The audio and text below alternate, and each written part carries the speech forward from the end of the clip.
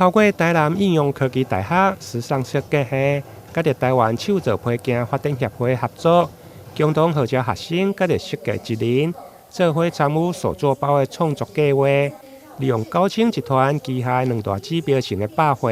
有上少年的 Focus 流行馆，甲着上具有历史的林百货所收集的活动废弃的帆布，回收搁再利用，创作出流行时尚的手作帆布包。松美百货最长久的活动啊，那么呢，也就是希望大家呢有一个愉快的周末假期喽。那么接下来要来介绍做我们看到的呢是一个机能性的这个后背包，以及收纳的手提包、平板、笔电都有专属的收纳盒。接下来介绍这个包包，这个是林百货呢特殊代表的作品哦，是不是可以给我们这个包包来一个热情的掌声？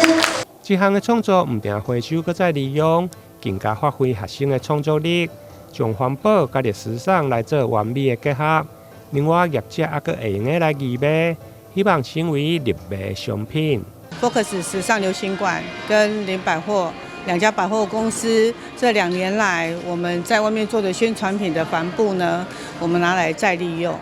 我们希望呢，将这个帆布呢，可以呢再 renew 哦。那这次呢，我们就是跟台南应用科技大学时尚设计系合作，我们把这些素材提供给学校学生来做创作。那学生这一次的作品呢，表现是真的非常的好，非常的亮丽，而且非常的有创意。那我们也看得出来说，这样的一个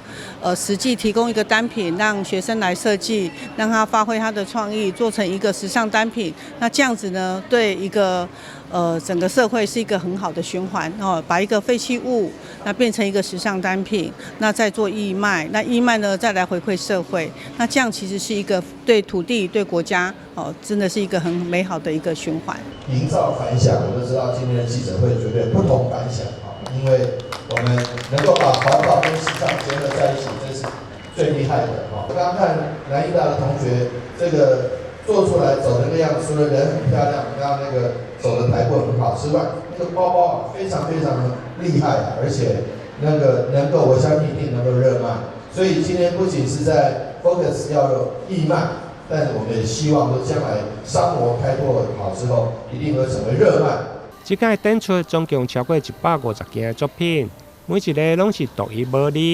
现场市长还阁颁发学生组的创意品质、创意配色，甲着使用的创新奖。另外，这阵组还阁有灵魂设计、匠心风范，甲着创意造型等奖项。目前所有的作品将对今日起到6月30日，伫个 Focus 1楼的展示厅来展示。欢迎有兴趣的民众做伙来欣赏学生甲着一人精彩的手艺。台南新闻林跟采访报道。